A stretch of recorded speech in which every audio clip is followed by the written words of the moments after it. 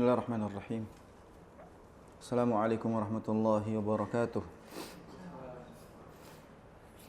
Alhamdulillahi ala ihsanihi wa syukru lahu ala taufiqihi wa amtinanihi. Wassalatu wassalamu ala asfa asfiyaihi wa khairi khalqihi wa ala alihi wa ashabihi wa man sanna bi sunnatihi ila yaumi liqa'ih. Asyhadu an la ilaha illallah ta'ziman li sya'nih wa asyhadu anna Muhammadan abduhu wa rasuluhu ad-da'i ila ridwanih. Allahumma salli ala nabiyyina Muhammad wa ala ali Muhammad. Allahumma inna nas'aluka ilman nafi'a wa rizqan tayyiba wa amalan mutaqabbala. Allahumma la ilma lana illa ma 'allamtana fa'allimna ma yanfa'una wa zidna ilma warzuqna fahma. Allahumma faqihna fid din wa 'allimna at-ta'wil ya arhamar rahimin. Alhamdulillah, segala puji bagi Allah Subhanahu wa taala yang masih menetapkan iman di hati, yang masih menguatkan kaki kita melangkah menjalankan kewajiban-kewajiban yang Allah Subhanahu wa taala perintahkan, dan segala puji bagi Allah Subhanahu wa taala yang masih melimpahkan kenikmatan di saat kita belum juga jauh dari kemaksiatan. Segala puji bagi Allah Subhanahu wa taala yang masih memberikan kita kesempatan untuk bertaubat. Allah memberikan kita hidup sama dengan Allah memberikan kita kesempatan untuk terus memperbaiki diri. Semoga panjangnya usia itu berbanding lurus dengan banyaknya bekal kita untuk berjumpa dengan Allah Subhanahu wa taala. Salawat dan salam terlimpah curahkan kepada Nabi kita yang mulia, Nabi Muhammad sallallahu alaihi wasallam, yang mudah-mudahan kita semua benar-benar dikatakan layak sebagai umat beliau, bukan hanya mengaku-ngaku sebagai umat namun ternyata jauh dari syariatnya. Mengaku-ngaku sebagai orang yang paling mencintai Nabi, namun kita justru tidak tahu caranya mengaplikasikan cinta itu di dalam ibadah kita. Jangan sampai kita merasa selama ini berhak mendapatkan syafaat Nabi, ternyata na'udzubillah nanti ketika berjumpa di telaga justru kita dihalangi dari meminum air dari telaga tersebut. Artinya kita termasuk orang-orang yang membuat perkara-perkara yang baru dalam urusan agama. Terlebih lagi zaman sekarang hal-hal yang baru dalam urusan agama itu dinilai lumrah, biasa saja. Perkara bid'ah dianggap sebagai ibadah yang lumrah, atau bahkan perkara ibadah yang sunnah dianggap sebagai justru ajaran yang asing dan sesat. Di mana orang-orang lebih percaya tentang ajaran-ajaran yang mungkin tidak sesuai dengan sunnah dibandingkan yang jelas-jelas dalil, dasar, sumbernya dari Al-Quran dan As-Sunnah. Ini zaman fitnah, sehingga kita harus benar-benar menjaga diri kita. Alhamdulillah hari ini Allah sampaikan kita kembali bertemu dengan bulan Sya'ban. Allah SWT mempertemukan kita dengan bulan ini. Kalau dulu di jahiliyah, zaman jahiliyah, Sya'ban itu digunakan sebagai bulan mengumpulkan air. Jadi mereka safar untuk mencari air agar nantinya mereka siap untuk persediaan bulan Ramadan. Di mana Ramadan itu kan secara makna bahasa dia hari yang terik, panas. Di Ramadan itu disebut Ramadan karena di dalamnya itu cuaca sangat terik, panas. Sehingga disebut Ramadan. Nah, orang di bulan Sya'ban biasanya mencari air, mengumpulkan perbekalan air agar mereka bisa bertahan selama bulan Ramadan. Ini menandakan bahwasanya kita bulan Sya'ban harus sudah mulai persiapan bekalnya. Sebagaimana ibu-ibu sudah mulai nyetok kue-kue, sirup-sirup di kulkasnya. Itu mungkin persediaan juga, tapi yang lebih baik daripada persediaan zahir adalah persediaan batin kita.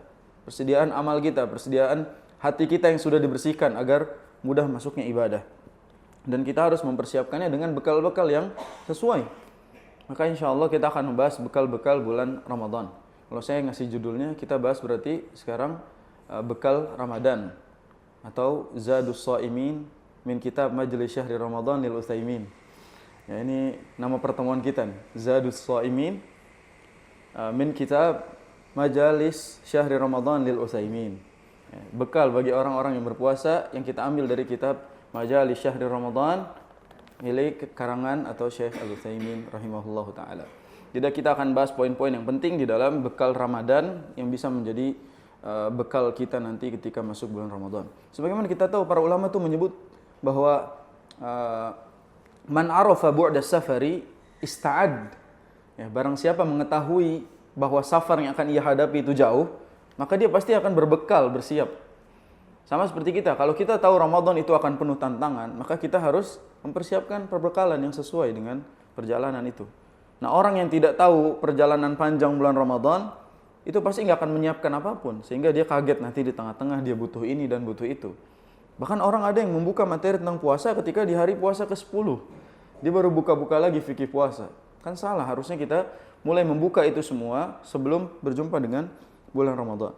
Nah, kita akan bahas bekalnya dulu sebelum membahas tentang keutamaan-keutamaannya. Kita akan bahas bekal Ramadan, dan bekal ini mungkin saya ringkas dari apa-apa yang saya pelajari selama ini, bahwa sejatinya seorang muslim itu butuh 3 bekal. Ada 3 bekal Ramadan. Ini di luar dari pembahasan kitab, dan pembahasan ini insya Allah bisa menjadi ringkasan dari apa yang akan kita baca. Jadi bekal Ramadan itu kurang lebih kalau diringkas ada 3. Yang pertama, evaluasi. Yang kedua, edukasi. Dan yang ketiga, simulasi. Jadi ini 3 bekal penting yang sebenarnya singkat dan kita semua bisa menerapkannya untuk bentuk sebagai bekal di bulan Ramadan. Yang pertama apa? Evaluasi. Dan evaluasi maknanya di sini adalah memuhasabah diri kita. Apa yang harus kita evaluasi? Kita evaluasi dosa kita. Kita evaluasi amal kita. Jadi ada 2 perkara penting harus kita evaluasi, dosa dan amal. 20 qiyat udah selesai bahas evaluasi dosa. Yang tersisa adalah evaluasi amal, apa yang harus kita optimalkan di bulan Ramadan. Sehingga evaluasi itu ada evaluasi dosa dan evaluasi amal. Dosa kita itu dicek lagi di muhasabah, hasibu anfusakum. Kita menghisab diri kita, introspeksi diri kita, perbaiki kesalahan itu. Mohon ampun kepada Allah SWT. Sebagaimana kita tahu bahwa kaidah membersihkan sebelum menghiasnya. At-takhliyah qabla tahliyah itu berlaku. Jadi kalau mau Ramadannya banyak amal solehnya, bersihkan dulu diri kita. Bersih-bersih dulu. Makanya orang dulu itu punya kebiasaan kalau masuk bulan Ramadan ngapain? Minta maaf dulu. Nah, itu karena apa? Itu bukan ingin melakukan bid'ah sebenarnya. Mereka ingin menghapus, mensucikan dirinya agar mereka siap melalui bulan Ramadan. Biasanya orang Sunda itu punya namanya mungahan. Dia datang ke rumah orang tuanya, terus dia minta maaf sama orang tuanya, makan bareng sama keluarganya dan segala macam, silaturahim. Supaya bersih hatinya dan siap masuk bulan Ramadan. Itu kebiasaan yang sebenarnya baik. Asalkan tidak dijadikan sebagai bagian dari syariat dan syarat berjumpa Ramadan. Sehingga maaf-maafan di sini adalah evaluasi tentunya. Kita minta maaf atas kesalahan kita yang mungkin kita tidak sadari dan kita baru sempat meminta maaf gitu. Nah, minta ampun kepada Allah SWT dengan doa yang mungkin Nabi SAW ajarkan tuh. Allahumma gfir li khati'ati wa jahli wa israfi fi amri. Ya, Nabi SAW mengajarkan doa yang luar biasa. Ya Allah, ampunilah kesalahan-kesalahanku, ampunilah kebodohanku, dan ampunilah sifat atau sikapku yang berlebihan di dalam urusan. Israfi fi amri. Ampunilah sifat berlebih-lebihan dari perlakuanku. Ini doa dari Nabi. Nabi minta ampun dari kesalahannya, kebodohannya, maksudnya ketidaktahuan kita. Itu tahu-tahunya salah, tahu-tahunya dosa. Ya, kita tidak tahu. Dan berikutnya Nabi juga memohon ampun dari sikap israf, berlebih-lebihan dari segala hal dalam urusan hidup kita. Itu jadi evaluasi kita sebelum masuk bulan Ramadan. Dan kalau bisa dari sekarang, sehingga dari sekarang kita sudah mulai mengoreksi. Tanya atas kesalahan-kesalahan kita kepada orang lain sekitar kita, terutama orang-orang terdekat kita. Pastikan dosa-dosa kita itu sudah dimaafkan. Lalu juga evaluasi amal. Maksudnya evaluasi amal adalah kita harus cek Ramadan tahun kemarin, resolusi apa, atau target apa yang belum tercapai, atau apa saja yang sudah tercapai, maka kita tingkatkan lagi. Yang belum tercapai, maka kita harus capai di Ramadan kali ini. Itu fungsinya evaluasi amal. Tahun kemarin kita nggak selesai 30 juz, maka tahun ini dipersiapkan harus bisa. Jadi dikoreksi nih, tahun kemarin kenapa nggak bisa selesai? Gara-gara sibuk bukberan, gara-gara sibuk ini, gara-gara sibuk itu. Nah itu dievaluasi tuh. Karena terlalu banyak jadwal bukber, jadi nggak sempat tilawah misalnya. Karena terlalu sibuk ini, nggak sibuk ini. Maka itu harus dievaluasi oleh kita. Itu bekal yang pertama, itu evaluasi. Yang kedua, apa tadi? Edukasi. Edukasi diri. Belajar. Ini fungsinya majelis syahri Ramadan. Itu fungsinya kita membekali diri kita dengan ilmu. Karena sebaik-baik bekal Ramadan adalah ilmu. Di edukasi itu, ya kita ingat bahwasanya amalan kita akan sempurna kalau kita jalani dengan ilmu. Ya, jangan sampai kita menjalani sesuatu tanpa ilmu. Kan Al-Imam Al-Bukhari rahimahullah bilang apa? Al-ilmu qabla al-qawli wal amal. Ilmu itu sebelum berbicara dan berbuat. Sehingga sebelum kita berbuat, sebelum kita mengucapkan sesuatu, pakai ilmu. Biar nggak salah-salah. Supaya kita tidak nanti tengah-tengah Ramadan bilang kentut pada saat berenang membatalkan puasa, ya, menelan ludah membatalkan puasa. Nah yang seperti ini butuh ilmu. Sikat gigi itu batal. Maka yang seperti ini kan kita butuh ilmu, sehingga nggak banyak khawatir. Nggak sama seperti kita yang dulu mungkin ngedengar kata imsak langsung dimuntahin makanannya kan gitu. Imsak langsung dimuntahin semuanya karena udah imsak. Padahal kan belum subuh. Maka butuh ilmu di sini. Itu pentingnya edukasi sebelum Ramadan. Orang harusnya memang sebelum Ramadan belajarnya. Bulan Ramadan fokus ibadahnya. Bukan kebalik. Kajiannya baru Ramadan. Udah itu menjelang Ramadan, menjelang Lebaran lagi. Telat. Ada orang baru belajar fikih Lebaran, itu hamin 2 hari. Buat apa? Itu udah di depan mata itu. Maka dalam hal ini posisi kita siapkan dari jauh-jauh hari. Makanya ibadah yang tanpa ilmu itu akan menyesatkan. Sebagaimana Syekhul Islam Ibnu Taimiyah mengatakan, man faraqad dalil dhallas sabil. Ini bisa jadi quotes nih. Man faraqad dalil dhallas sabil. Barang siapa yang dia meninggalkan dalil, meninggalkan ilmu, dhallas sabil, dia pasti akan tersesat. Kalau orang enggak mau beribadah di atas ilmu, dia pasti tersesat. Dhallas sabil, dia enggak akan ada di jalan yang benar, dan itu pasti tidak akan sesuai dengan syariat karena dia beribadah sesuka hatinya, bukan sesuka ilmu yang Allah Subhanahu wa taala kabarkan kepadanya. Ada satu pesan yang anak kutip dari Majmu' Fatawa, berkata Umar bin Abdul Aziz, beliau bilang, man kana ya'budullaha bighairi ilmin kana ma yufsidu aktsar mimma yuslih. Man kana ya'budullaha bighairi ilmin, barang siapa yang beribadah kepada Allah tanpa ilmu, kana ma yufsidu aktsar, kerusakannya akan jauh lebih banyak daripada kebaikannya. Jadi orang kalau ibadah enggak pakai ilmu, yang dia rusak lebih banyak daripada yang diperbaikinya. Jadi yang hancurnya lebih banyak daripada yang benernya. Itu orang kalau beribadah tidak dengan ilmu. Nah, yang berikutnya bekal yang ketiga adalah simulasi, latihan. Alhamdulillah kita sekarang udah latihan nyobain kolak yang udah setahun sekali gitu kan, latihan bikin ini, bikin itu. Kita ini latihannya latihan buka, bukan latihan puasa kita. Latihan buka. Orang udah nyiapin sirup, nyiapin apa, itu kan latihan buka sebenarnya. Ya, harusnya kita latihannya ibadah, latihan tilawah sudah mulai dari sekarang, latihan qiyam, latihan sholat sunnah berdiri panjang supaya pemanasan. Tilawahnya dihatamkan di bulan Sya'ban, itu kan latihan-latihan. Maka simulasi ini penting. Kenapa Imam Syafi'i bisa sampai 60 kali hatam di bulan Ramadan? Karena kan udah biasa gitu. Karena udah biasa. Imam-imam lain juga kenapa mereka bisa hatam sehari itu 2 kali? Karena mereka sudah terbiasa. Ada yang hatamnya itu 3 hari sekali, seminggu 2 kali. Itu karena mereka terbiasa setiap harinya. Lah kita yang jarang buka Quran, mau cobain hatam 10 kali bulan Ramadan, mustahil. Karena kita nggak pernah baca Quran, kita buka Quran di Ramadan doang. Mushaf kita itu berdebu dan dibersihkannya kalau pas sudah taraweh doang. Ini bermasalahnya kita. Maka simulasi, latihan itu penting bagi kita yang ingin maksimal dalam beribadah. Itulah 3 bekal yang mungkin bisa membekali diri kita insya Allah menjelang atau qabla Ramadan, sebelum masuk bulan Ramadan. Cukup ya, meringkas bekalnya. Kita cukupkan sampai di sini insya Allah majelisnya. Karena dengan 3 bekal itu selesai semua sebenarnya. Udah evaluasi amal, dosa, edukasi, ilmu dirinya segala, dan simulasi tinggal praktekkan. Apalagi ini Ramadan bukan sekali 2 kali buat kita. Ini entah Ramadan yang keberapa buat kita. Nggak kehitung lagi. Sehingga kadang-kadang memang saking seringnya bertemu dengan Ramadan jadi biasa aja gitu. Kan benar ya kaidah mengatakan apa? Kasratul misas tumitul ihsas. Ya, banyaknya interaksi itu menghilangkan sensitivitas. Ya kadang-kala saking seringnya itu jadi nggak ada sensitivitasnya lagi gitu, kehilangan rasa dia, kehilangan feel-nya. Orang kalau udah berkali-kali menghadapi Ramadan ya kayak rutinitas gitu. Ini bahaya kalau diterapkan dalam ibadah tuh. Ini kaidah kalau diterapkan dalam ibadah bahaya. Namanya kita bosan ketemu Ramadan, jadi biasa aja rasanya, ini bermasalah. Padahal itu adalah tamu yang sangat agung, yang besar yang akan datang menjumpai kita insyaallah ta'ala. Baik, kita akan masuk pada pembahasan yang pertama berkaitan dengan keutamaan bulan Ramadan. Kita bahas dulu sekitar keutamaan-keutamaannya, lalu nanti kita akan bahas tentang ibadah-ibadah yang ada di dalamnya. Kalau mau dirangkum sebenarnya, ini di pembukaan pertama kita rangkum. Ibadah yang akan menjadi unggulan di bulan Ramadan itu sebenarnya nggak banyak. Ibadah yang bisa menjadi amalan unggulan di bulan Ramadan itu kurang lebih, kalau kita ringkas mungkin ada 4. Yang pertama pasti apa? Puasa. Yang kedua adalah qiyam, siyam, qiyam. Yang ketiga Quran. Yang keempat doa. Ini 4 ibadah di bulan Ramadan. Dan ini semua terangkum dalam satu halaman yang sama. Kecuali qiyam ya, karena qiyam itu hadis yang menjelaskan. Jadi di satu halaman yang sama, di ayat 183 sampai 186.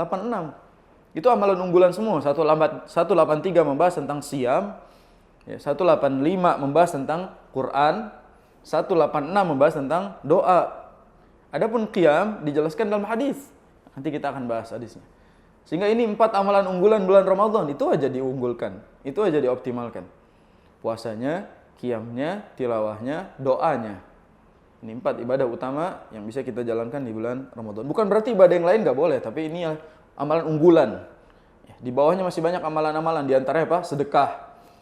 Karena Nabi SAW itu ketika di luar Ramadan aja sedekahnya Masya Allah. Ketika masuk Ramadan seperti angin yang berhembus. Nabi SAW.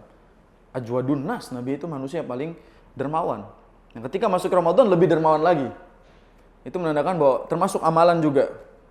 Itu juga termasuk amalan-amalan yang bisa kita lakukan. Sekarang kita bahas tentang keutamaan bulan Ramadan.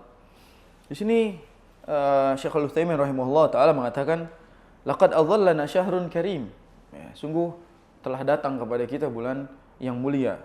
Wa mausimun azim, yaitu musim yang agung. Dan beliau membacakan apa yang menyebabkan bulan ini menjadi istimewa. Jadi Ramadan ini kenapa harus diistimewakan sebenarnya? Alasannya adalah karena Allah Subhanahu wa taala menjadikannya apa? Wa yu'azzimullahu fihi al-ajra wa yujzilu al-mawahib. Beliau mengatakan bahwa Allah itu mengagungkan bulan Ramadan karena melipat gandakan pahala. Semua ibadah di dalamnya dilipat gandakan. Wa yaftahu abwabal khairi fihi likullin raghib. Dan Allah Subhanahu wa taala itu membukakan pintu-pintu kebaikan bagi siapa yang menginginkan. Likulli raghibin. Untuk tahu ada hadis mengatakan apa? Ya baghiyal khairi aqbil wa ya baghiyasy syarri aqsir. Wahai orang-orang yang menginginkan kebaikan, Ramadan waktunya. Wahai orang-orang yang menginginkan keburukan, tahan diri kalian. Ini bukan waktunya, ini bukan saatnya. Makanya inilah bulan yang luar biasa, dan di antara sebab kenapa bulan ini diistimewakan karena Al-Qur'an turun di dalamnya. Allah bilang dalam surat Al-Baqarah, "Syahrul Ramadan alladzi unzila fihi al-Qur'an hudal linnasi wa bayyinatin minal huda wal furqan." Ya, Allah bilang bahwa bulan Ramadan adalah bulan diturunkannya Al-Qur'an. FYI, for your information. Yang disebut syahrul Ramadan, syahr unzil Al-Qur'an, tempat turunkan Al-Qur'an, itu tahapan yang keberapa? Tahapan yang mana? Karena Al-Qur'an itu turun dengan 3 tahap. Al-Qur'an itu diturunkan bertahap-tahap. Dan ada 3 tahapan, 3 fase turunnya Qur'an. Tahapan yang pertama, Al-Quran itu Allah turunkan ke Lauhul Mahfuz. Jadi Allah simpan di Lauhul Mahfuz. Bal huwa Qur'an Majid fi Lauhim Mahfuz. Itu step pertama Al-Quran diturunkan. 30 juz disimpan di Lauh Al-Mahfuz. Setelah itu, 30 juz berikutnya diturunkan oleh Allah dari Lauhul Mahfuz ke langit dunia. Baitul Izzah. Diturunkan dari Lauhul Mahfuz ke Baitul Izzah, ke langit dunia. Dan ini terjadi di bulan Ramadan. Adapun yang turun berangsur-angsur kepada Nabi, tahap yang ketiga, dari langit dunia kepada Nabi berangsur-angsur selama berapa tahun? Dulu kita ngaji itu diginiin angkanya, 22 tahun, 2 bulan, 22 hari. Ya, gitu. Padahal kalau dibulutin kurang lebih 23 tahun. Jadi Al-Quran itu turun berangsur-angsur kepada Nabi selama kurang lebih 23 tahun. Tapi bukan di bulan Ramadan. Bukan hanya di Ramadan. Karena turunnya berangsur-angsur selama 23 tahun. Dari mulai Nabi diangkat sampai Nabi wafat alaihi salatu wassalam. Ya, 13 Makkah, 10 Madinah. Ini menandakan bahwasanya Al-Quran yang turun di bulan Ramadan itu step yang mana nih? Ya, step yang diturunkan dari Lauhul Mahfuz ke langit dunia. Dan Al-Quran diturunkan di bulan Ramadan pada saat kapan? Lailatul Qadar. Nah, ini nyambung ayatnya. Inna anzalnahu fi lailatul qadar. Sesungguhnya kami menurunkan Al-Quran secara langsung 30 juz pada malam yang mulia, yaitu Lailatul Qadar. Dan pertanyaan saya, Lailatul Qadar itu berada di 10 yang pertama, 10 yang kedua, apa 10 yang terakhir? Lailatul Qadar adanya di 10 pertama, kedua, apa ketiga? Disepakati Lailatul Qadar itu berarti 10 hari terakhir. Disepakati. Berarti Al-Quran itu kemungkinan turun itu ada di 10 hari terakhir. Kenapa harus 17 Ramadan yang ditembak sebagai hari turunnya Al-Quran? 17 Ramadan hari nuzulul Quran. Padahal Al-Quran itu secara stepnya kita tahu turun di bulan Ramadan, turun di malam Lailatul Qadar. Lalu ada apa kaitannya dengan 17 Ramadan yang dijadikan hari nuzulul Quran? Nah, itu jawablah masing-masing ya. Itu jawab aja masing-masing. Karena faktanya harus ditanya kepada orang yang melakukan, bukan ditanya kepada orang yang tidak melakukannya gitu. Ya, jangan tanya orang yang tidak mengerjakannya, tanya yang mengerjakannya. Kok bisa gitu? Ya, itu fungsi kita memahami kaidah turunnya Quran itu di situ, supaya kita tidak serta-merta mudah dalam mengatakan hari turunnya sesuatu, hari apanya sesuatu, padahal kita tidak mengilmuinya. Itu maksudnya. Ya, kita kembali ke dalil-dalil yang jelas bahwa Al-Quran turun di bulan Ramadan, di Lailatul Qadar, dan Lailatul Qadar sudah jelas ada di 10 hari terakhir bulan Ramadan. Imma 20, 21, 22 sampai 30 kan gitu. Di atas itu maka enggak termasuk. Wallahu a'lam bishawab. Baik, kita akan bahas keutamaan Ramadan sebagaimana hadis kata Nabi sallallahu alaihi wasallam, "Idza jaa Ramadan futtihat abwabul jannah wa ghulliqat abwabun nar wa suffidatis syayatin." Ketika datang bulan Ramadan, ya, pintu-pintu surga dibuka. Ini menandakan bahwa surga itu ada banyak dan pintu-pintunya dibuka. Wa ghulliqat abwabun nar, dan ditutup seluruh pintu neraka. Wa suffidatis syayatin, dan para syaitan dibelenggu. Sehingga di antara keutamaan Ramadan adalah pintu surga dibuka. Itu menandakan keistimewaan karena ketika surga dibuka, itu hawa kebaikan berarti terbuka, mudah buat kita. Makanya surga itu dibukakan sebagai motivasi bahwa kebaikan itu dimudahkan oleh Allah. Kita diberikan motivasi bahwasanya itu penghargaannya udah ditaruh tuh. Kayak orang mau lomba nih, pialanya ditaruh di depan. Orang mau lomba, hadiahnya udah taruh di sini nih. Kan ada semangat jadinya. Saya harus dapat, saya harus dapat, saya harus dapat. Maka surga dibukakan, itu maknanya agar kita tuh semangat, termotivasi untuk beribadah sebab tempat kemenangannya sudah dibukakan oleh Allah.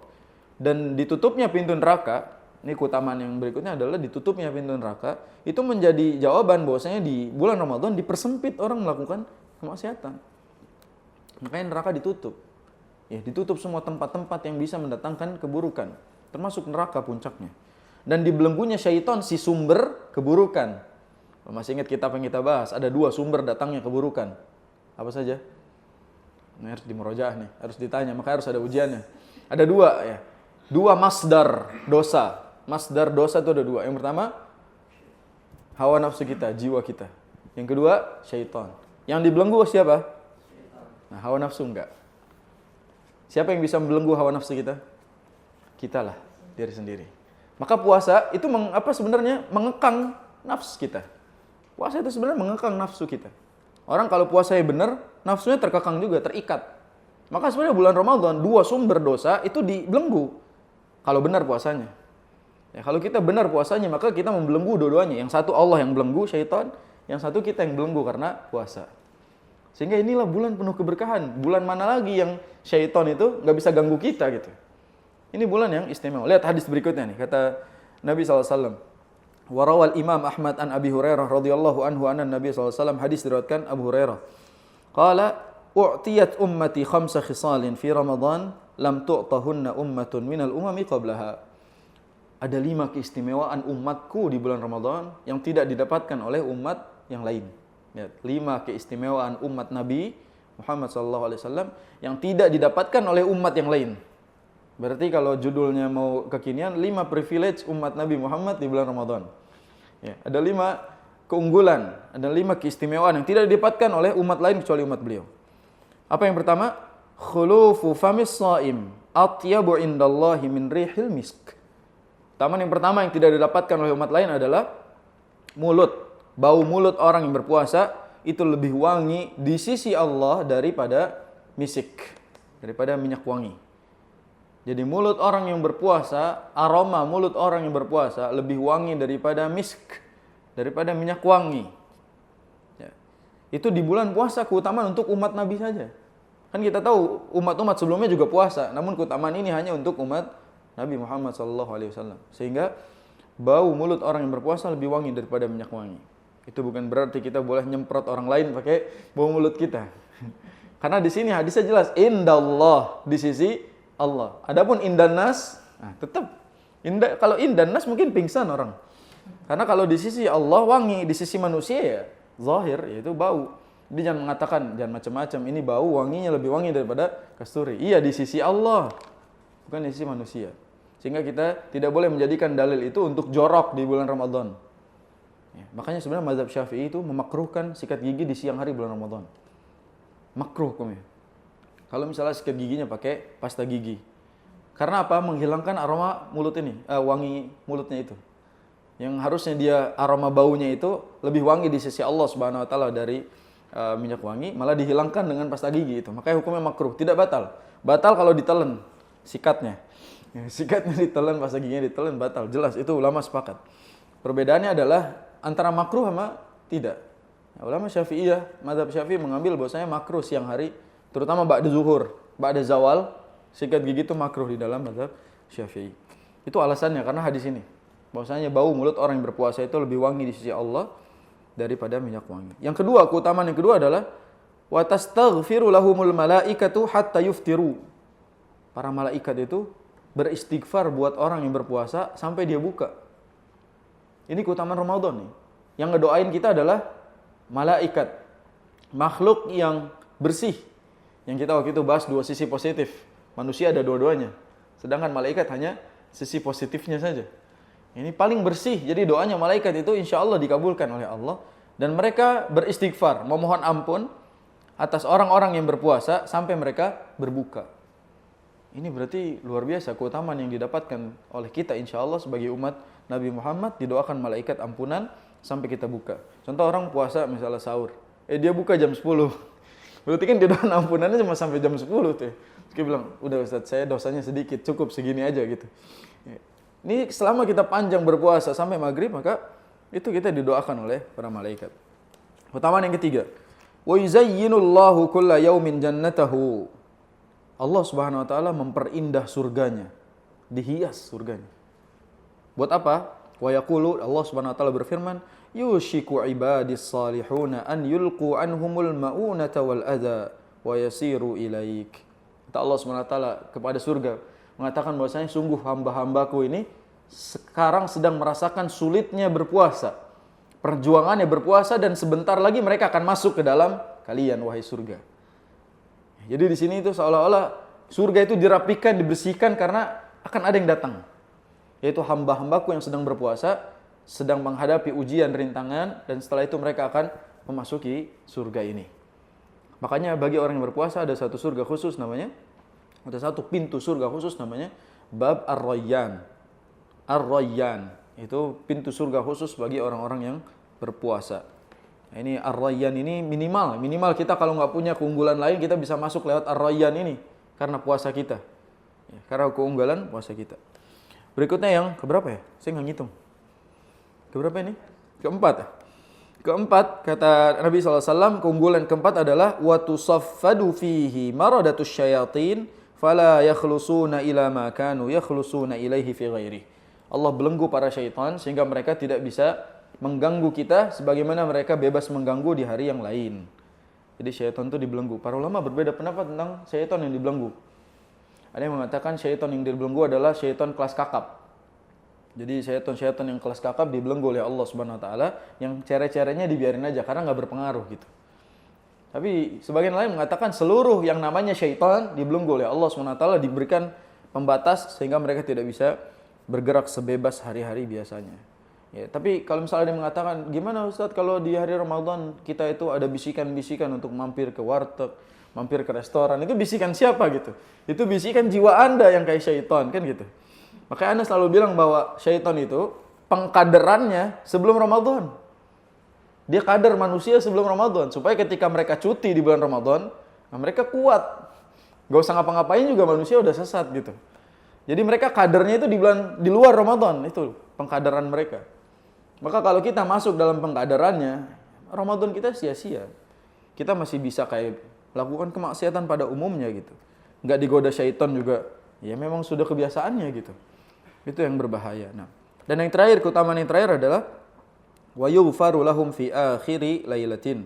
Allah SWT mengampuni dosa-dosa hambanya di akhir malam Ramadan. Jadi nanti di akhir malam bulan Ramadan Allah ampuni seluruh dosanya. Para sahabat bertanya, "Ya Rasulullah, ahiyya Lailatul Qadar? Apakah yang kau maksud adalah Lailatul Qadar?" Kata beliau, "La, bukan. Walakinnal amila innama yuwaffa ajrahu idza qada amalah." Ya, yang saya maksud adalah malam terakhir bulan Ramadan, sebagaimana orang kalau sudah bekerja itu digaji di akhirnya. Karena kita sudah berjuang di bulan Ramadan, Allah gaji dengan ampunan. Sampai Rasul bilang walakinnal amil innama yuwaffa ajrahu idza qada amala. Orang yang bekerja ketika sudah selesai kerjaannya ya dibayar gitu. Maka sama seperti orang yang berpuasa, sudah berjuang, sudah selesai maka dibayar. Ini mungkin kias orang-orang zaman dahulu kali ya tentang THR. Ya, THR ini mereka membayar perjuangan orang puasa. Dulu orang puasa kayak gitu, ngasih motivasi sehari sekian. Kalau puasanya selesai berarti totalnya sekian gitu. Kalau batal dikurangin. Motivasi supaya kita mau berpuasa gitu. Dan memang Allah Subhanahu wa taala mengampuni juga sebagai balasan atas perjuangan yang telah kita kerahkan di bulan tersebut. Nah, itulah di antara keutamaannya. Dan kita tahu bahwa keutamaan-keutamaan tersebut tadi ada 5 yang tidak didapatkan oleh umat sebelumnya, sehingga kita harus memohon perlindungan kepada Allah Subhanahu wa taala agar kita bisa beribadah di dalamnya. Terutama sampai akhir itu. Ramadan itu kan ayyaman ma'dudat, hari-hari yang terbatas. Hari-harinya terbatas, sehingga yang terbatas ini harus benar-benar berkualitas. Orang kalau tahu singkatnya kesempatan untuk berada di hari-hari yang spesial, pasti dia memaksimalkannya. Kayak orang umroh, paket 10 hari. 3 hari di Madinah, 4 hari di Mekah. Selama itu pasti dia memaksimalkan waktunya. Kapan lagi kan bahasanya gitu. Bahkan kata-kata kapan lagi itu selalu keluar setiap kita berada di tempat-tempat yang istimewa. Kapan lagi ke sini, sehingga kita memaksimalkan itu. Harusnya gitu juga ketika bulan Ramadan kita bilang, ya kapan lagi, mumpung dapat Ramadan kan belum tentu tahun yang akan datang. Itu harus juga terucap dari lisan kita, sehingga yang seperti ini bisa menjadi motivasi kita akan keutamaan-keutamaan bulan Ramadan. Masih banyak yang belum disebutin keutamaannya. Yang pasti itulah keutamaan-keutamaan yang unggul yang Allah Subhanahu wa taala sebutkan. Di antaranya adalah Ramadan itu turunnya Al-Qur'an, dibukakan yang pintu surga, ditutup pintu neraka, dibelenggu syaitan. Orang yang berpuasa bahkan bau mulutnya saja yang di sisi orang menjijikan ternyata wangi di sisi Allah Subhanahu wa taala. Dan juga bulan tersebut bulan penuh ampunan. Di dalamnya penuh ampunan. Ana terakhir akan tutup dengan syair yang disebutkan oleh Syekh Al-Utsaimin, dan itu dikutip dari Lataiful Ma'arif punyanya Ibnu Rajab Al-Hambali. Yang bisa lihat di buku terjemahannya, ada enggak terjemahannya? Di situ syair disebutkan di terakhir bab ini, pertemuan pertama ini. Beliau mengutip dari kitab Lataiful Ma'arif punya Ibnu Rajab. Kalau di sini disebutnya halaman 282. Tapi ketika Anda buka kitab Ana itu ada di halaman 213. Jadi beda halaman. Yang beliau tulis kata Syekh Utsaimin di dalam kitab halaman 282, tapi pas Ana cek kitab Lataiful Ma'arif punya Ana itu 213.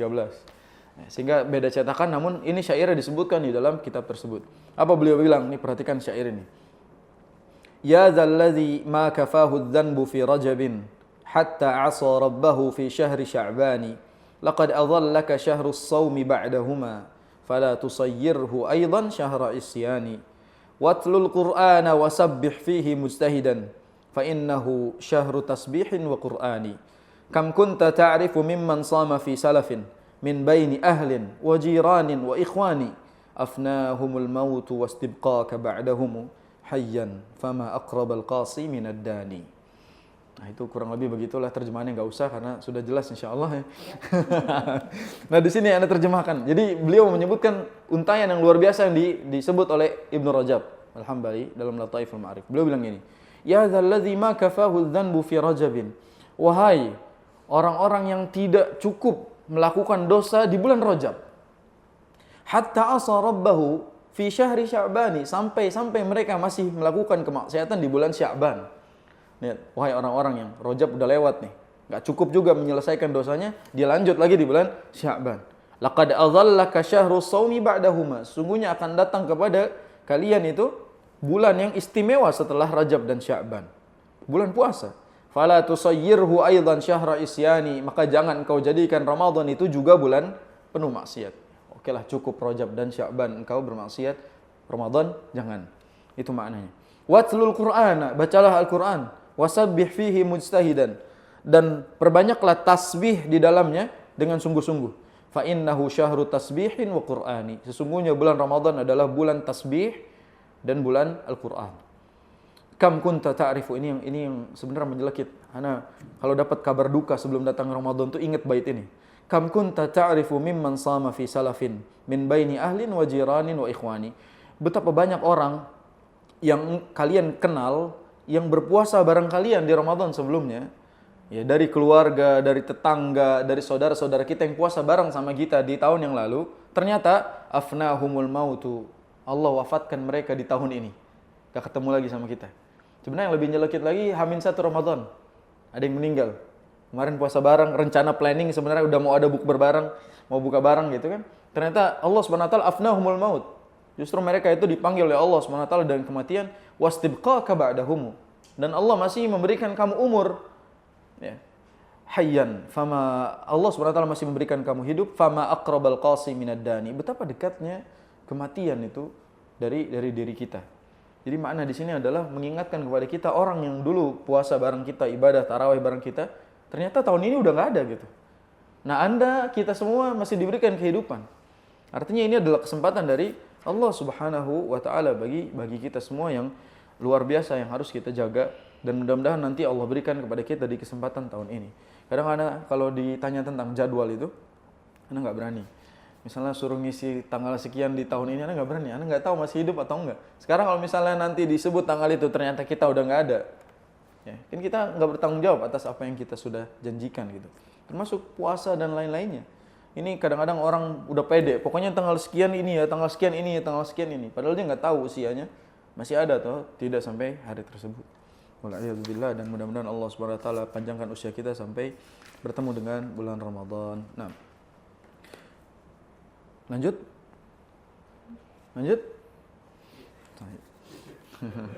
Kita bahas di yang pembahasan berikutnya itu keutamaan puasa. Kalau tadi keutamaan Ramadan, secara singkat saja keutamaan bulan puasa. Nah, sini kita bahas dulu keutamaan puasa. Dan kita tahu bahwasanya puasa itu disyariatkan pada tahun berapa? Tahun kedua Hijriah. Jadi puasa itu disyariatkan pada tahun kedua Hijriah. Sehingga Nabi SAW itu berpuasa 9 tahun. Karena Nabi wafat di tahun ke-11. Sehingga Nabi mengalami puasa itu kurang lebih 9 kali semasa hidupnya. Karena disyariatkan tahun 2 Hijriah. Sehingga 9 tahun berikutnya Nabi merasakan puasa Ramadan. Walaupun sebelumnya puasa itu sudah menjadi syariat umat sebelumnya. Makanya Allah berfirman, ya ayyuhalladzina amanu kutiba alaikumusiyam kama kutiba alal ladzina min qablikum. Wahai orang-orang yang beriman, telah diwajibkan atas kalian berpuasa sebagaimana telah diwajibkan atas umat-umat sebelum kalian. Artinya umat-umat sebelum Nabi SAW juga diwajibkan berpuasa, cuma beda caranya, beda tanggalnya dan seterusnya. Nah, terus ayat ini kama kutiba alal ladzina min qablikum la'allakum tattaqun, agar kalian itu menjadi orang-orang yang bertakwa. Kita ringkas keutamaan keutamaan puasa Ramadan yang pertama. Tadi sudah kita sebutkan bahwa annallaha ta'ala katabahu ala jami'il umam wa farradahu alaihim. Puasa adalah ibadah yang Allah tetapkan untuk seluruh umat. Untuk seluruh umat. Jadi puasa itu Allah SWT wajibkan dan tetapkan untuk seluruh umat, bukan hanya umat Muhammad sallallahu alaihi wasallam. Ini menandakan keutamaan puasa itu sendiri. Sehingga di antara amalan-amalan yang sudah ada sebelum datangnya syariat Nabi Muhammad SAW adalah puasa di antaranya. Tapi yang kedua, keutamaan yang kedua adalah sababun limaghfiratiz dzunubi wa takfiris sayyi'at. Puasa itu sebab pengampunan dosa dan penghapusan segala kesalahan. Jadi sarana hapus dosa. Nah, Masya Allah, Ramadan itu diskon-diskon besar-besar. Dan di antara diskon yang terbesar adalah potongan dosa. Kita sibuk berlomba-lomba mencari potongan harga. Padahal potongan dosa jauh lebih besar yang Allah SWT siapkan. Hati-hati, jangan sampai ketipu dengan berapa persen baju-baju lebaran tuh. Tapi hati-hati berapa persen potongan-potongan dosa yang Allah siapkan di bulan Ramadan yang harus kita perjuangkan. Karena di situ hari-hari diampuni. Semuanya semua hadis berkaitan dengan ibadah disandingkannya dengan ampunan. Lihat hadis, man shoma ramadhana imanan wa ihtisaba ghufira lahu ma taqaddama min dzambi. Barang siapa yang berpuasa Ramadan imanan wa ihtisaban. Iman itu berarti sebab puasanya karena keimanan dia kepada Allah dan syariatnya. Wa ihtisaban. Ihtisab artinya ikhlas. Dia hanya berharap pahala Allah Subhanahu wa taala, tidak berharap THR yang tadi Anda sebutkan. Kalau kita dulu kecil kan ngarapnya ada THR-nya puasa. Sekarang jangan sampai ada harapan yang lain yang kita cari selain ridho Allah Subhanahu wa taala. Ghufira lahu ma taqaddama min dzambi. Maka akan Allah ampuni seluruh dosa-dosanya di masa lalu. Enak ya kalau misalnya umurnya udah 80 tahun, berarti diampuni 80 tahun. Kita dikit doang dapatnya karena masih muda gitu. Ya, orang yang sudah tua diampuni ini panjang karena masa-masa lalu diampuni dosanya oleh Allah Subhanahu wa taala sebab puasa yang dilakukan. Asal syaratnya iman wahtisab. Ya, dia melakukannya karena keimanan kepada Allah dan dia mengikuti apa yang Allah Subhanahu wa taala perintahkan karena dia mencari ridha Allah Subhanahu wa taala. Jadi hati-hati terhadap penipuan diskon di bulan Ramadan. Karena sebesar-besarnya diskon adalah diskon dosa yang Allah Subhanahu wa taala hamparkan di bulan Ramadan. Yang ketiga, keutamaan yang ketiga, anna sawabahu la yataqayyadu bi adadin muayyan. Yang ketiga, pahalanya itu tidak tertulis jumlahnya. Jadi tidak tertulis berapa jumlah pahala balasan bagi orang yang puasa. Amalannya itu cuma Allah Subhanahu wa taala yang mengetahui jumlahnya. Cuma Allah Subhanahu wa taala yang mengetahui jumlahnya. Makanya Allah Subhanahu wa taala telah mengabarkan itu. Qala Allah taala dalam hadis qudsi yang Nabi sallallahu alaihi wasallam sebutkan, "Kullu amal ibni Adam lahu illa as-shaum fa innahu li wa ana ajzi bihi." Sesungguhnya seluruh amalan Bani Adam itu semuanya itu untuk dirinya. Jadi seluruh amalan kita itu untuk diri kita. Illa as-shaum, kecuali puasa. Fa innahu li, puasa itu untukku. Wa ana ajzi bihi, dan aku langsung yang akan membalasnya. Sehingga Allah langsung membalasnya. Contoh misalnya salat berjamaah pahalanya berapa? 25, 27 kan gitu ya. Sedekah pahalanya sekian, umroh sekian, haji sekian. Tapi puasa, wa ana ajzi bihi, aku langsung yang akan membalasnya. Jadi per orang beda balasan dari sisi Allah Subhanahu wa taala. Makanya dan di sini dilanjutkan fa iza kana yaumu shaumi ahadikum, kalau kalian itu berpuasa, fala yarfuth wala yaskhab. Fa in sabahu ahadun aw qatalahu, kalau ada orang di bulan puasa itu ngeledek kita, ngata-ngatain kita atau ngajak kita melakukan kemaksiatan, katakan falyaqul inni shaim. Inni shaim, saya sedang puasa. Ya, kalau ada orang ngajakin melakukan kemaksiatan bulan Ramadan, katakan inni shaim. Jangan sampai kita ikut-ikutan melakukan kemaksiatan, justru tahan diri kita karena kita tahu keutamaan bulan puasa tadi. Dan cuma Allah Subhanahu wa taala yang membalas pahalanya. Ada ibadah-ibadah yang cuma Allah Subhanahu wa taala yang tahu balasannya. Yang pertama adalah puasa tadi, wa ana ajzi bihi. Yang kedua adalah sabar. Karena Allah bilang, "Innama yuwaffas sabiruna ajruhum bighairi hisab." Sesungguhnya orang-orang yang sabar itu pahalanya tak terhingga jumlahnya. Jadi cuma Allah Subhanahu wa taala yang tahu jumlahnya. Yang ketiga, amalan yang tak terjumlah juga adalah memaafkan. Faman afa wa aslaha, barang siapa yang memaafkan dan berbuat baik, maka pahalanya itu di sisi Allah Subhanahu wa taala. Ya, tak terhingga. Ini tiga ibadah yang pahalanya cuma Allah yang tahu. Puasa, sabar, memaafkan. Dan ternyata Masya Allah, di dalam puasa ada dua-duanya.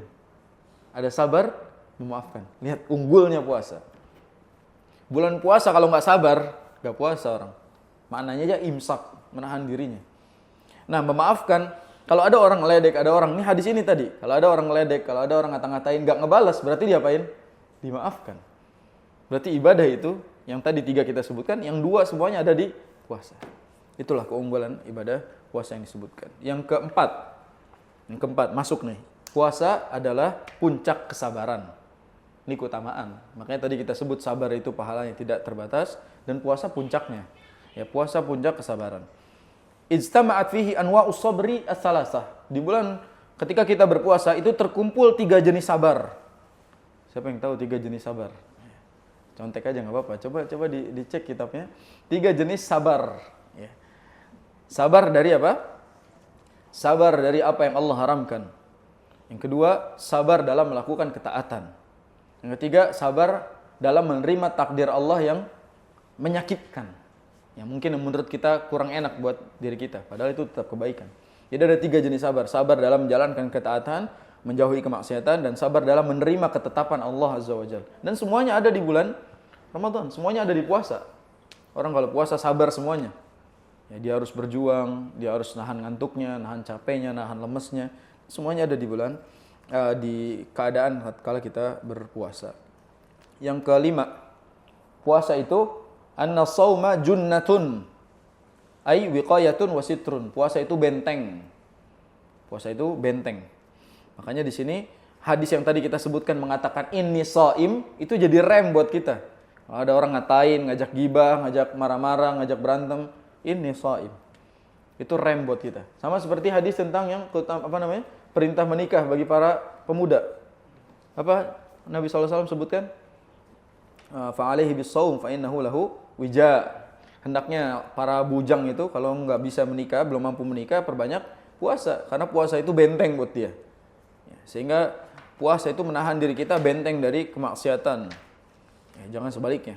Wal'iyadzubillah. Yang keenam, keutamaan yang keenam adalah inna syai'al makruha al-mustakhbath indan nasi yakunu mahbuban indallahi ta'ala wa tayyiban. Lihat kalimat ini. Inna syai'al makruh wal mustakhbath indan nas yakunu mahbuban indallahi ta'ala wa tayyiban. Perkara yang menjijikan di sisi manusia, tapi kalau urusannya sama puasa, itu jadi indah. Apa contohnya tadi? Bau mulut orang yang berpuasa itu menjijikan di sisi kita, manusia. Namun ternyata wangi, indah di sisi Allah. Berarti semua yang berkaitan dengan orang yang berpuasa, yang menjijikan di sisi manusia justru indah di sisi Allah. Itu keutamaan. Orang kalau sholat, ada nggak hadis dalil yang menyatakan orang yang sholat ludahnya lebih wangi daripada minyak wangi? Ada nggak? Bau mulut orang yang sholat lebih wangi daripada? Nggak ada kan? Tapi orang yang berpuasa punya keunggulan itu. Sehingga puasa itu amalan yang istimewa. Yang ketujuh, anna lis-shaimi farhatain. Sungguhnya bagi orang yang berpuasa itu ada dua kebahagiaan. Farhatan inda fitrihi wa farhatan inda liqa'i rabbih. Sesungguhnya bagi orang yang berpuasa itu ada dua kebahagiaan. Yang pertama saat dia buka, dan yang kedua saat dia bertemu dengan Allah Subhanahu wa taala.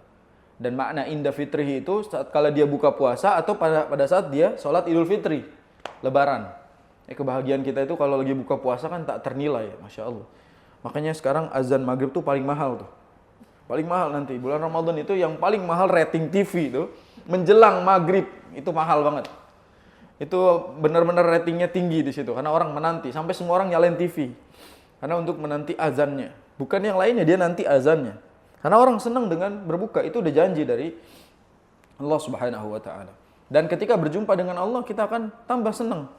Lihat kata Allah Subhanahu wa taala, "Ainas shaimun liyadkhulul jannata min babir rayyan alladzi la yadkhuluhu ahadun ghairuhum." Mana orang yang berpuasa? Mana orang yang berpuasa? Hendaknya mereka memasuki surga dengan pintu Rayyan. Tadi Anda sebut, pintu Ar-Rayyan, yang mana tidak ada yang memasuki pintu tersebut kecuali orang yang berpuasa. Jadi kalau orang yang berpuasa punya jalur khusus masuk surga, yaitu pintu Ar-Rayyan. Terakhir yaitu keutamaan yang terakhir, annahu yashfa'u li sahibihi yaumal qiyamah. Puasa bisa menjadi syafaat bagi orang-orang yang melakukannya. Jadi ada dua yang memberikan kita syafaat. Kata Nabi SAW, as-siyamu wal Qur'anu yashfa'ani lil abdi yaumal qiyamati. Ya, sesungguhnya puasa dan Quran itu memberikan syafaat kepada seorang hamba nanti di hari kiamat. Yaqulu as-siyamu. Jadi puasa itu bilang, ay rabbi mana'tuhu at-ta'ama wasyahwata fasyaffi'ni fi. Ini seolah-olah puasa ngomong kepada Allah SWT, ya Allah, sesungguhnya aku ini telah menghalanginya dari makan dan minum, bahkan menghalanginya dari perkara syahwat. Fasyaffi'ni fihi, maka izinkan aku memberikan syafaat untuknya. Wa yaqulul Qur'an, dan Quran juga ngomong, mana'tuhun nauma bil laili fasyaffi'ni fihi. Ya Allah, sungguh aku telah menghalanginya dia dari tidur di malam hari, maka berikanlah aku syafaat kepadanya. Jadikanlah aku syafaat baginya. Kata Allah SWT, qala fayashfa'an. Maka keduanya bisa menjadi syafaat bagi seorang hamba. Itulah 8 yang kita sebutkan, dan tentunya masih banyak lagi. Namun secara ringkas itulah keutamaan puasa yang bisa kita sebutkan. Dan di sini Syekh Al-Utsaimin menyebutkan dengan untaian yang indah. Fadhailus shaumi la tudraku hatta yaquma as-shaimu bi adabih. Fajtahidu fi itqani siyamikum wa hifdhi hududih wa tubu ila rabbikum min taqsirikum fi dzalik. Jadi di sini keutamaan-keutamaan itu sebenarnya masih banyak lagi, dan tidak mungkin bisa kita dapatkan kecuali kita menjalankannya. Nah, Allahumma ihfaz siyamana waj'alhu syafi'an lana. Karena ini buku majelis Ramadan, sehingga doanya pada saat puasa, lihat doanya. Ya Allah, jagalah puasa kami dan jadikanlah puasa sebagai syafaat bagi kami. Kan kita lagi enggak puasa sekarang. Karena ini majelis ini dibahasnya di bulan Ramadan, mendoakan puasanya hari itu agar Allah SWT jaga. Nah, semoga Allah SWT juga mengampuni dosa-dosa kita dan membuat kita mudah melakukan ibadah puasa. Hadza wallahu a'lam bissawab. Subhanakallahumma bihamdika asyhadu an la ilaha illa anta astaghfiruka wa atubu ilaik. Kurang lebihnya mohon maaf. Assalamualaikum warahmatullahi wabarakatuh.